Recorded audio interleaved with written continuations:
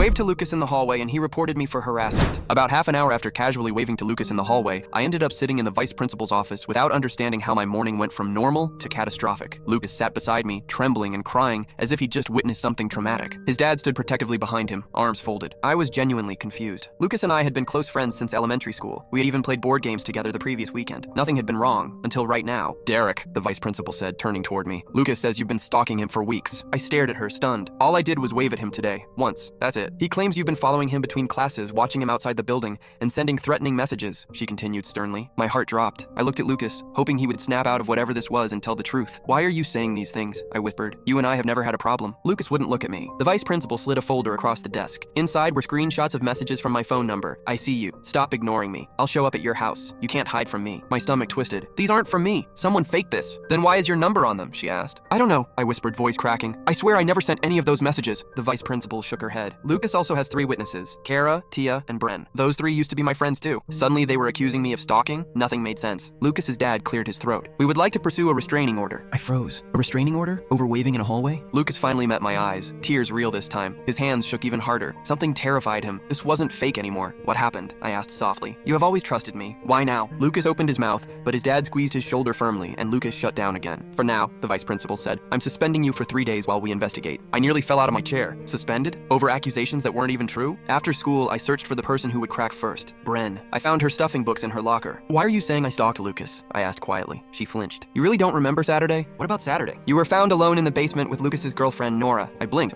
So what? We were talking. There's a video, Bren added. Everyone thinks you were trying to steal Nora from Lucas. My body went cold. Who made that video? Kara, Bren said reluctantly. Kara has been obsessed with Lucas for months. She wanted Nora out of the picture, and if everyone believed Nora cheated with you, she figured Lucas would break up with her. Everything suddenly made sense. Someone twisted a casual conversation into a scandal, making me look like the villain. I thanked Bren and sprinted down the hall, searching for Kara. I cornered her in the empty art room. She tried to shove past me, but I snatched her phone out of her hand. She lunged for it, screaming, but I held it above my head. I scrolled through her videos and finally found the party recording. But it didn't end where everyone thought it did. It continued long enough to capture Kara whispering into the camera, if I spread this around, Lucas will dump Nora and she'll look like a liar. And if I blame Derek for stalking, no one will question it. I exhaled shakily. There it was. I marched straight into the vice principal's office and hit play. She watched the entire thing silently, jaw clenching. Kara was called in immediately and broke down the second she sat in the chair. My suspension was lifted the same day. By the end of the week, rumors flipped. Kara apologized to half the school, and Lucas and Nora got back together. 2 days later, Lucas approached me at my locker holding a smoothie, my favorite flavor. His voice was barely above a whisper. I'm sorry I didn't tell you sooner. I was scared and confused. I should have talked to you instead of believing Kara. No, I said, taking a sip. You shouldn't have, but thank you for apologizing. Lucas looked hopeful. Can we still be friends? I shook my head gently. I forgive you. I just don't trust you anymore. Then I closed my locker and walked away without looking back.